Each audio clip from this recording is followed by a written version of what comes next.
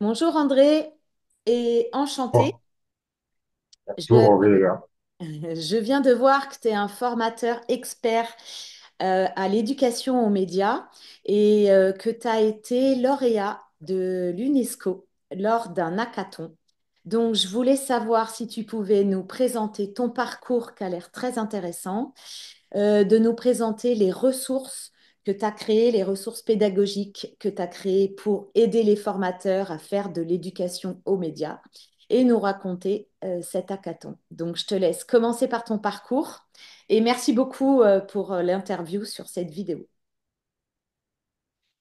Ok, merci Aurélia pour cette opportunité. Je suis très ravi de partager et mon parcours et ce que je fais au quotidien en matière d'éducation aux médias et à l'information. Donc, moi, je suis André Poudi, expert formateur en éducation aux médias à l'association Éduc Média au Cameroun. Donc, j'ai intégré l'association Éduc Média en 2019, d'abord en tant que graphiste, parce que j'ai fait du freelance en graphisme, en production de visuels et autres. Et au fil du temps, avec les différents travaux que j'ai eu à effectuer, j'ai été promu en 2020 au poste de chef du département communication à Éduc Média. Et c'est à partir de là que j'ai commencé à effectuer des formations en éducation aux médias, à l'information, en fact-checking et bien d'autres. Et hier encore, j'ai intervenu à un colloque international sur l'éducation aux médias, qui s'est tenu à Lille. Malheureusement, je n'ai pas pu être sur place en raison de quelques problèmes administratifs, mais j'ai pu passer ma communication en ligne qui portait sur l'amélioration des compétences et, en éducation aux médias à travers des outils pédagogiques et des ressources pédagogiques engageantes. Donc, voilà un peu ce que je peux dire en guise d'introduction sur moi. Ok. Comment tu es devenu formateur? Je vais dire que à la base, moi, j'ai une passion pour la transmission des connaissances. Donc, avant d'intégrer Educ Média, je faisais déjà dans une autre association de la société civile, dans une organisation de la société civile, je faisais déjà des, des formations, notamment en informatique, une formation en génie logiciel, j'ai une licence en génie logiciel. J'ai eu à former des jeunes filles dans une région du Cameroun où l'accès aux outils informatiques est assez réduit. Pendant un mois, je les ai formés en utilisation de l'ordinateur, de l'outil informatique, de Word, la suite Ok. Ah mince. et comment utiliser Internet pour faire des recherches en tant qu'élève et améliorer leurs résultats. Ok. Bon, je crois que tu as des problèmes de connexion. J'espère que ça va revenir. Aider Tu m'entends les toujours? personnes Ah, à... bon. Oui, oui, je t'entends très bien. Et là, tu me D'accord. reçois? Ouais, ta caméra, elle a bugué un peu, mais c'est bon, c'est revenu. Ok, d'accord. Ça doit Ok, être donc un problème de réseau. tu as commencé Donc, à faire de la formation sur des logiciels.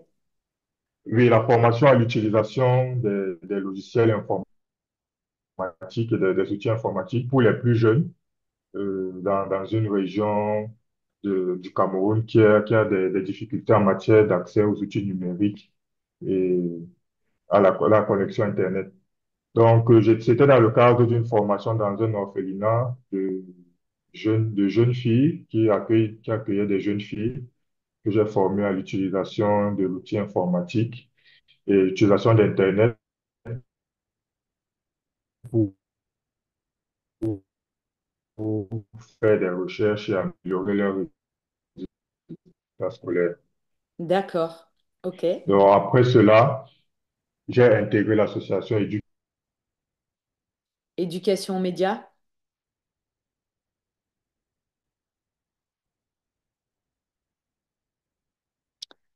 Oh là là, c'est ingérable ces connexions. T'as bugué, André.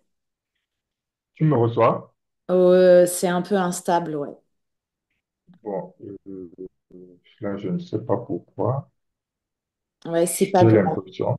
J'ai l'impression que le réseau dérange. De là, ça affiche de ton côté. Je ne Mm, sais mm. pas s'il y a un problème de réseau chez toi. Oui, des fois ça bug aussi un peu Ah, quand il y a du ok. vent. Mm. Ah, d'accord. Alors, donc, Bon, quelles ressources tu as créées donc, pour aider les formateurs à former sur l'éducation aux médias? Et est-ce qu'il y a des ressources qui sont ludiques? oui, oui, bien sûr, il y a des ressources ludiques. Et étant donné que je fais partie un groupe d'experts en éducation média et aussi en ingénierie pédagogique, ingénierie de formation et ingénierie de production de ressources, ça, c'est des compétences que nous avons acquises suite à une formation du CLEMI. Donc, le CLEMI a eu à former des formateurs de l'association Éduc-Média. Ils étaient au Cameroun en mars et il y a eu une partie en immersion en France, à Paris, dans les locaux du CLEMI, pour acquérir un peu plus d'expérience pratique en matière de production de ressources et de formation en éducation aux médias. Donc, mais avant ça, déjà, on produisait des ressources, notamment, on était beaucoup plus axé sur des vidéos, des guides à destination des formateurs. Et nous avons produit deux guides à destination des formateurs, deux guides en EMI pour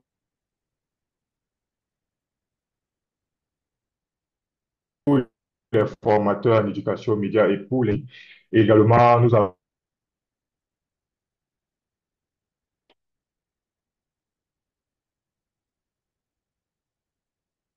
Ah, ça arrête pas de bugger.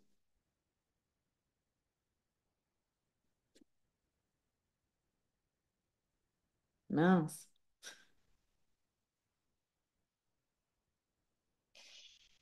André, tu m'entends?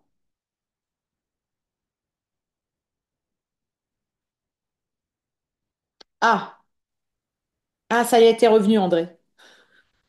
bon, ça s'est coupé à quel niveau? Parce que Ouais, ça bug un peu. ça bug trop, il y a les Alors, échos, hein. du coup, si tu peux nous présenter tes ressources. Oui. Bon, moi, particulièrement, j'ai, j'ai eu à créer des BD, une BD qui parle de développer l'esprit critique par les jeux sérieux. C'était une BD dans le cadre de la journée MIL, la MIL Fête organisée par l'UNESCO.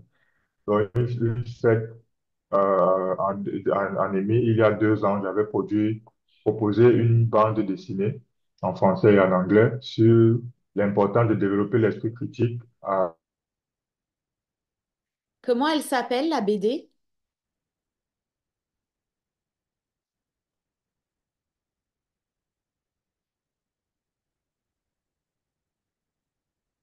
Bon, il faut attendre 2 minutes qu'ils reviennent. On refera une vidéo où je présenterai ces ressources une par une. Ah, C'est comment elle encore s'appelle, parti. la bande Attends, dessinée? Comment elle tu s'appelle, ta peux, BD? tu peux me donner 1 minute? J'essaie Oui, un peu de changer de modem pour la connexion Internet.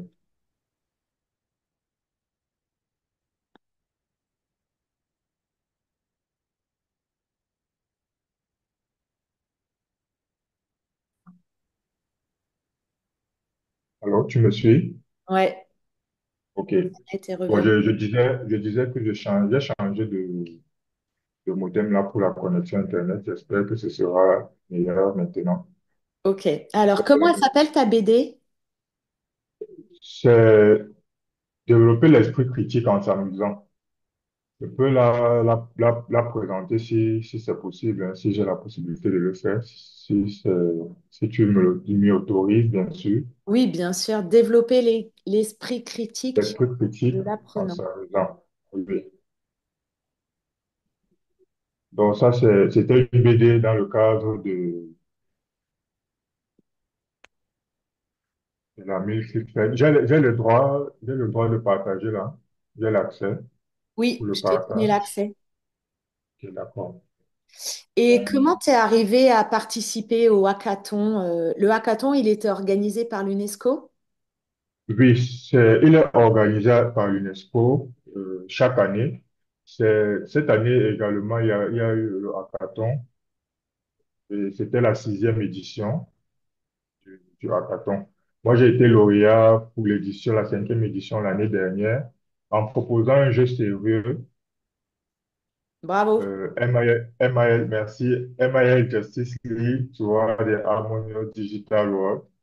Je vais également parler de ce jeu tout à l'heure. Là, je vais déjà d'abord présenter la BD Ok. dont je parle. Alors, je vais Bon, ça, c'est la... présenter aux gens ce que c'est qu'un hackathon. Donc, un hackathon, c'est une journée ou deux qui est très intensive, qui se passe en équipe. Et en fait, on a un projet à développer par équipe. À la fin de la journée, on va pitcher notre projet devant un jury d'experts.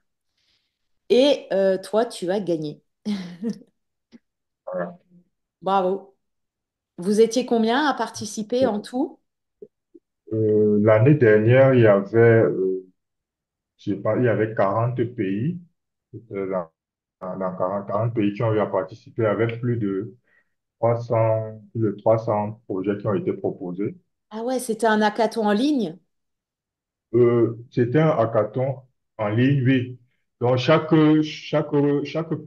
équipe qui devait participer était censée produire une vidéo, un speech de 3 minutes qui présentait la solution en question, qui proposait, et un document de projet qui accompagnait la vidéo avec plusieurs éléments qui ont été intégrés pour, qui vont servir qui ont servi à l'évaluation.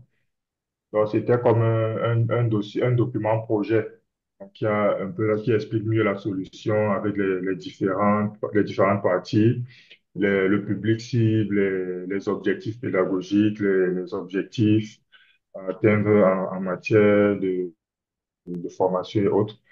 Donc, c'est à l'issue de cela, on soumettait cela à l'UNESCO. Et après une à 2 semaines, ils donnaient ils rendaient les résultats.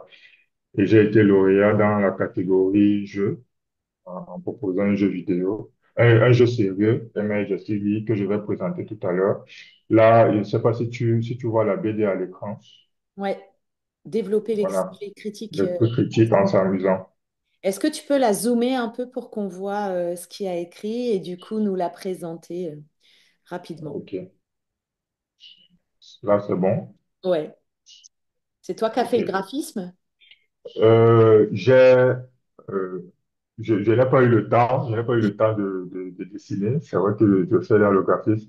Mais là, je me suis servi, comme tu peux le voir en bas là, j'ai utilisé des illustrations sur Victizy.com. Mais je les ai juste adaptées en fonction du résultat que moi je voulais obtenir. D'accord. Et le, la BD parle en fait d'un ami. Je ne sais pas si ça c'est la version française. Oui, c'est la version française. De deux amis, un qui a reçu une information et l'a partagé aussitôt à ses amis, à son réseau. Et son ami qui est en veste, je pense que c'est Michel ou Jordan, c'est Michel, non Jordan, voilà. Il va rejoindre Michel pour lui parler du partage d'informations non vérifiées qui est en fait de la mésinformation parce il partage une information sans savoir qu'elle est fausse et en se disant qu'elle peut être utile ou bien amusante pour ses amis également. Donc là, il a partagé l'information et son ami Michel l'a vu, son ami Jordan l'a vu, pardon, et il décide d'aller le voir pour en parler. Lorsqu'il arrive, il commence à échanger après Jordan, se rend compte que l'information qu'il a partagée était fausse parce que Michel le lui dit. Et Jordan lui demande comment il a fait pour savoir que cette information était fausse et tout. C'est là qu'il lui dit donc il a une compétence en éducation aux médias et à l'information, qui est l'esprit critique. Donc, et l'esprit critique, par la suite, C'est expliqué par Jordan Anvest. Dans la deuxième page, Le but, c'est d'expliquer aux jeunes de vérifier ce qu'ils disent oui, c'est et, ça le but. et ensuite de critiquer ce qu'ils disent, oui, d'analyser. D'analyser et d'avoir un esprit critique par rapport à l'information qu'ils reçoivent, que ce soit sur le net ou bien sur les réseaux sociaux, qu'ils aient la capacité à se questionner sur l'objectif de l'information, si elle est vraie, quel est son but, à qui elle est destinée et tout. Et si elle suscite aussi des émotions fortes, tout un tas de questionnements. Je vais rapidement passer la deuxième partie qui parle des jeux sérieux parce que j'avais pris, J'avais une dernière question sur la bande dessinée. Comment oui, le formateur peut exploiter une bande dessinée dans un cours? Comment tu l'animes, ton cours avec la bande dessinée? étant donné que la bande dessinée est destinée aux jeunes, euh, généralement aux enfants, en formation, on leur demande de prendre connaissance de ce qui est dit dans la BD, d'analyser la BD. Et il y a généralement un questionnaire qui accompagne la BD. Parce que l'objectif, c'est qu'ils comprennent et qu'ils prennent conscience de ce qui est développé dans la BD. Donc, tu laisses Donc, les qu'ils jeunes se mettent, lire la BD et après tu lire poses la des BD, questions. oui, après on pose des questions D'accord. pour savoir, pour nous rassurer qu'ils ont compris de quoi parle la BD, ce qui a été abordé. Et s'ils ont des difficultés ou bien des incompréhensions, c'est là que le formateur entre en...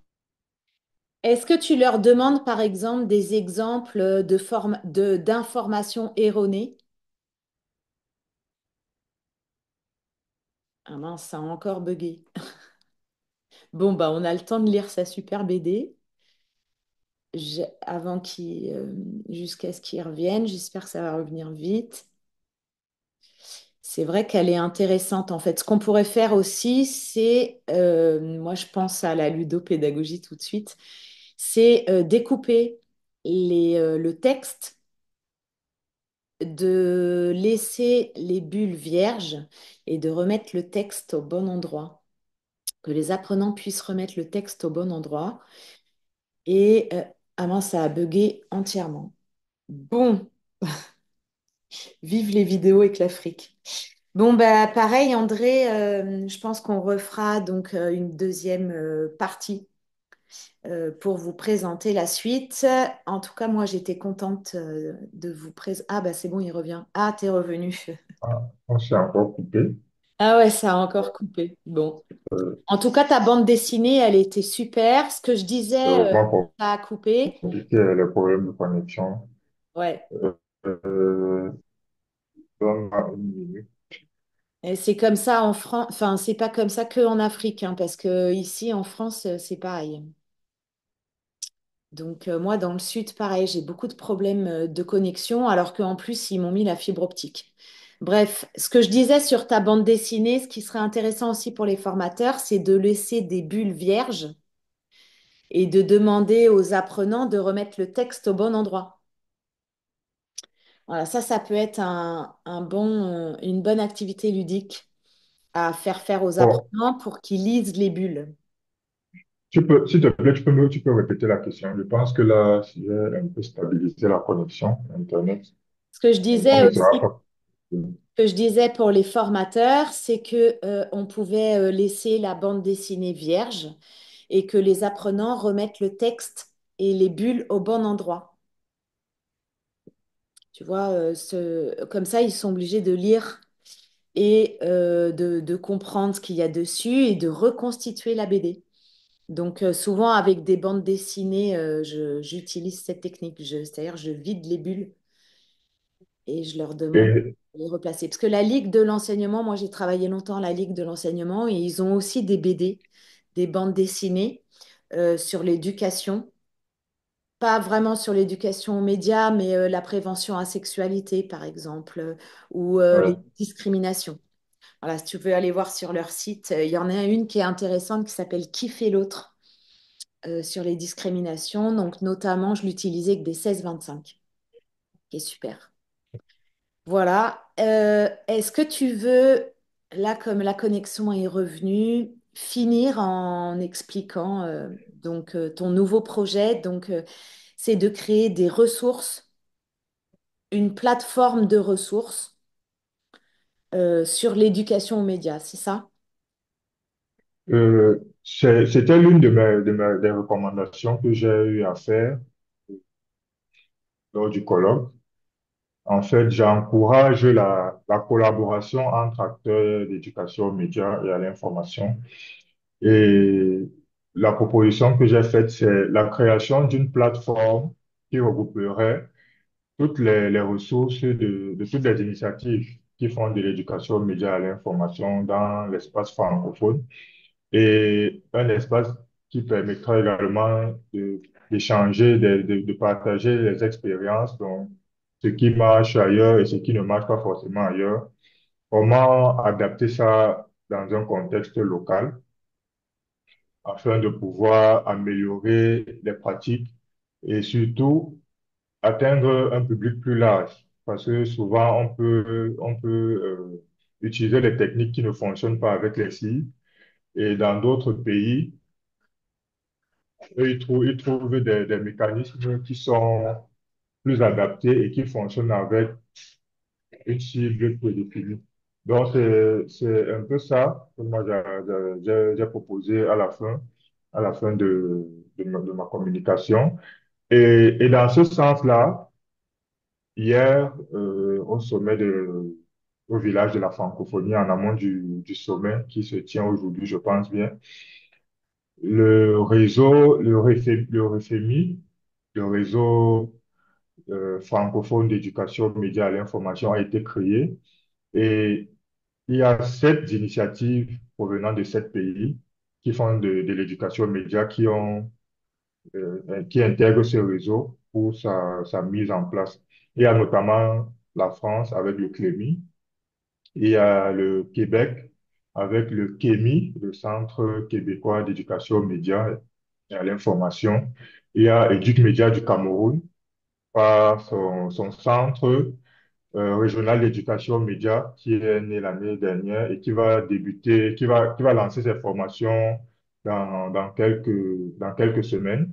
Il y a également une association en Côte d'Ivoire qui intègre le projet, une association au Sénégal, Polaris, une association en Belgique, le CESEM. Je ne sais pas si tu connais le CESEM, voilà, Centre supérieur d'éducation aux médias et à l'information, et une association suisse qui est également partenaire de ce réseau-là.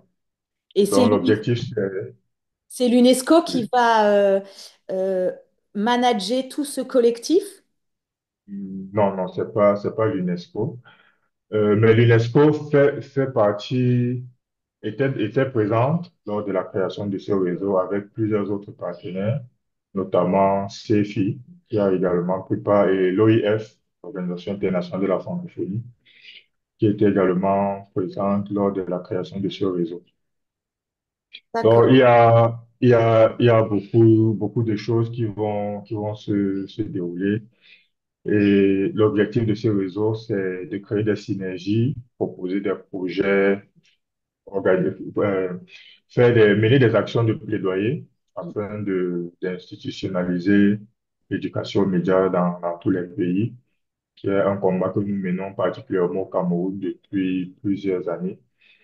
Parce que jusqu'à présent, nous n'avons pas l'éducation aux médias dans les programmes scolaires. En Ah, France, c'est déjà avancé. Bon, ça, c'est également un aspect qui a été abordé dans l'étude que j'ai eu à mener. mm.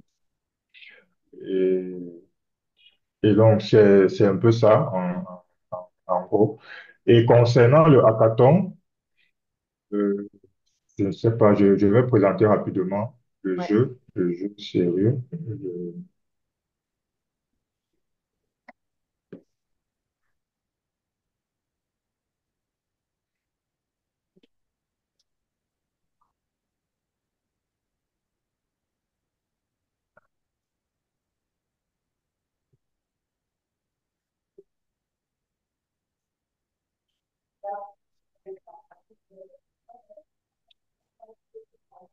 Bon, là également, ce sont des illustrations que j'ai prises pour illustrer l'idée que j'avais en fait de ce jeu-là.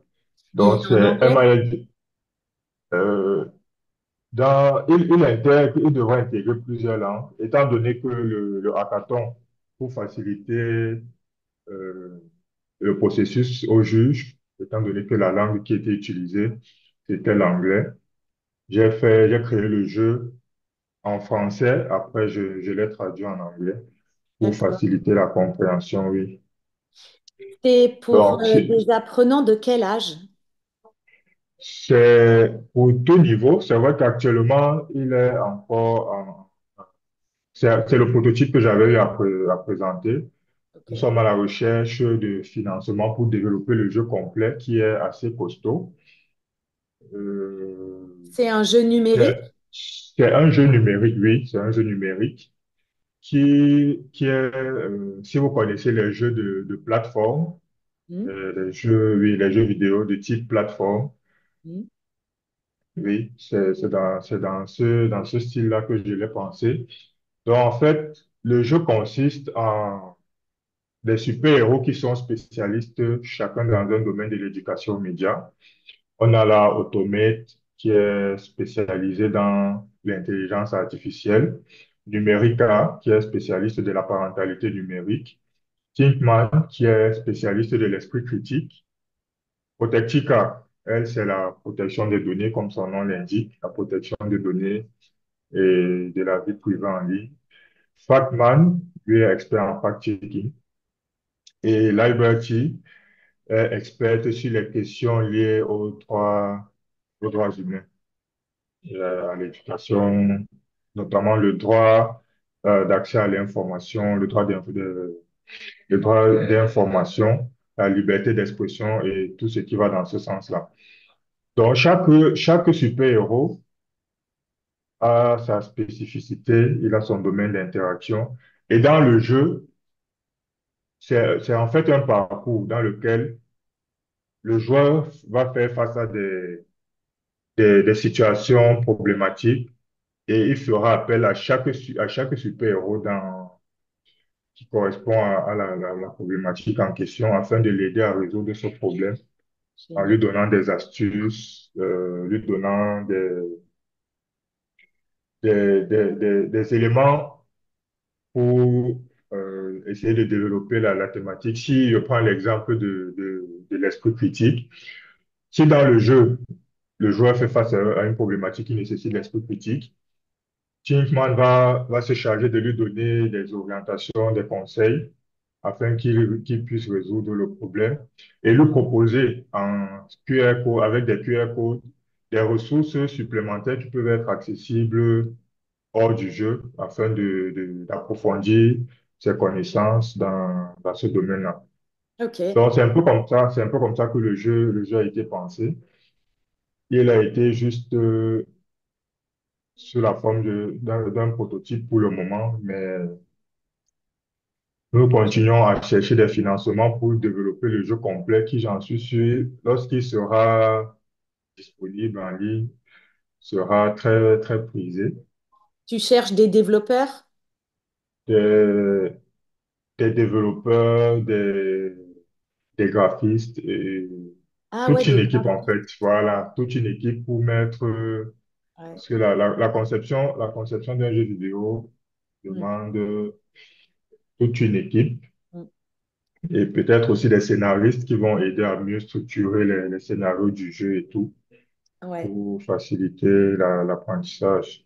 Mm. Donc, c'est tous ces éléments-là. C'est pourquoi nous sommes toujours à la recherche d'un financement. J'espère que nous pourrons l'obtenir afin de pouvoir finaliser ce jeu et le rendre disponible.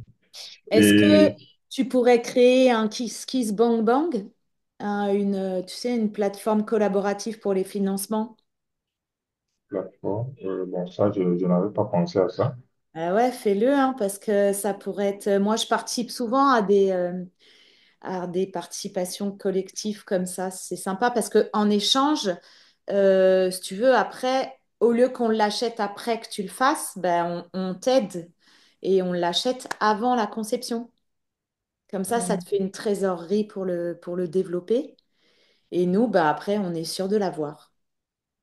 Voilà. Ok. Donc, lance un Kiss Kiss Bang Bang et je participerai. Merci, merci d'avance. Bon, je vais y réfléchir. Et Ouais, ce serait bien. Ouais. vraiment, Il y a plein vraiment, je de vais. marques qui fonctionnent comme ça maintenant. Ok, d'accord. Ah, c'est un point que je n'avais pas. Donc, ce qui est sûr, je vais te recontacter par rapport à cela et on va en discuter en profondeur. Avec plaisir. OK. Est-ce que tu veux rajouter une dernière chose?